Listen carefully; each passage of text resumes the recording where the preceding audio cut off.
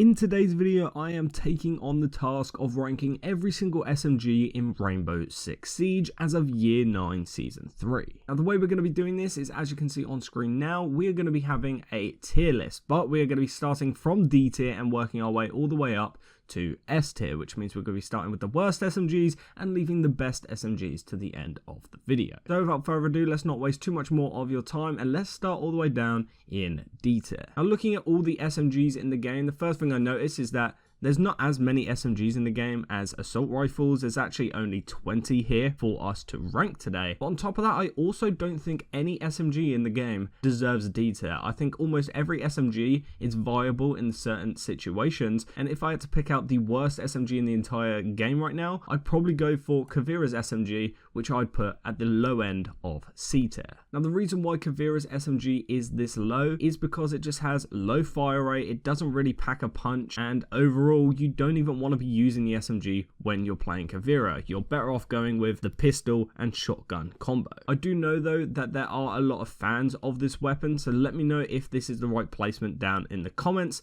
but the only other weapon that I think deserves C tier here is Echo's MP5SD. Now once again, this is kind of all down to your personal opinion. I know I'm going to offend a few people with some of the placements in this video, but this weapon here just doesn't seem to pack a punch for me. I can never get any kills with it. I mean, it has quite a lot of recoil for what it is, and then on top of that, it also has less damage than the regular MP5. But overall, I think these are the only two weapons in the game that deserve C tier. I think all the other SMGs here that you can see are going to be mainly in B tier and above. Speaking of B tier then, let's already make our way up into it. And the first SMG going into that B tier is going to be Frost's SMG. And the reason why that weapon goes into B tier is because it has very low recoil. So it's not as bad as, you know, the likes of Kavira and Echo, but it does have a slightly slower fire rate. So you got to make sure your aim is good. Now one thing to take into consideration is that this weapon here has the magnified scope. It has ACOG, whereas these two weapons do not have access to that scope. So this makes this weapon a lot better at those longer ranges, especially if you're going for some spawn peaks on certain maps. And then a weapon that's very similar to Frost's C1 SMG is the UMP45. It also has quite low recoil, quite low fire rate, but in the right hand, both of these SMGs here can be absolutely amazing. Once again, if you're upset with my ranking so far, let me know down in the comments. But the next weapon joining these two weapons here in B tier is going to be the AUG A2. This is the one that you can find on Kaid, and don't get me wrong, once again, it's not a bad weapon, but almost every SMG in the entire game is not a bad weapon. Like even these two SMGs at rock bottom, they are not the worst guns in the game. Plus in a game like Rainbow Six Siege with a one-hit headshot mechanic, any weapon in the game can be good as long as your aim is good enough. But the reason why this AUG is going here is once again just because it's not got the fastest fire rate. It has a little bit of kick to it. The magazine isn't that great. It's just a very middle of the pack SMG. I guess the one benefit is that it comes equipped on one of the better operators for defense, which is Kaid, and he is very crucial because he denies walls. But with that being said, looking at the rest of the weapons we have left to rank, I don't think any more of these deserve B tier. So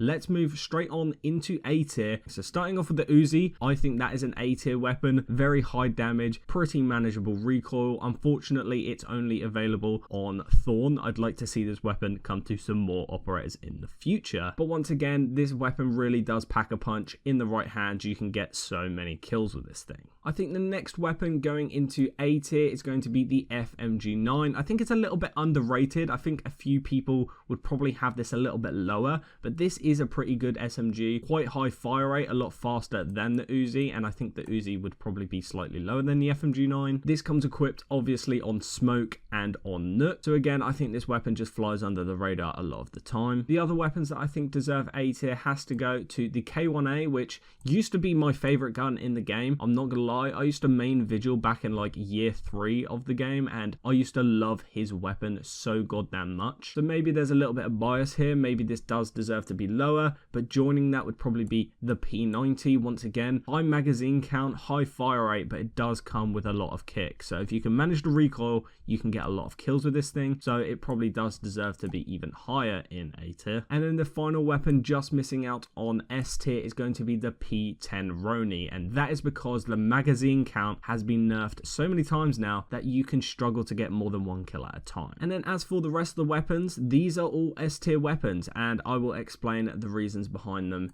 right now. So starting off, we have Kapkan's SMG. This is just a very good overall weapon. There's nothing wrong with it. Even on the likes of Tachanka, you can get the ACOG on it. I know not a lot of people play Tachanka, but you can pick that. The MPX is going to be up next because even though it does lack a little bit of damage, it has barely any recoil, it has good fire rate, and for that reason, you can just hit so many headshots. Similarly to that, I think the next weapon up has to be the Scorpion Evo of Ella. Once again, it has a little bit more kick and this one's a little bit more horizontal, but if you've got the right attachments on, this weapon can also be a beast, and I think it's the reason why majority of players even play Ella. And then looking at the rest of the SMGs, these are like the elite of the elite SMGs. I think the MP5K is up next just because you can get it on Wamai with the ACOG. Once again, great in every department, good magazine, fire rate, not that bad recoil. Next up, I think I'm going to put Alibi's MX4 Storm. This weapon is absolutely insane. Very similar to Ella's Scorpion. I think it's the only reason why people actually play Alibi, because she's not really that great otherwise. And then looking at the last 5 weapons, I think the MP5 has to be up next. Then it's probably the T5 SMG and then the MP7. I think these two are like on par with each other. These two are my two personal favorite SMGs. I think the Vector probably has to go in the top 3 here, and then the last weapon is the PDW SMG,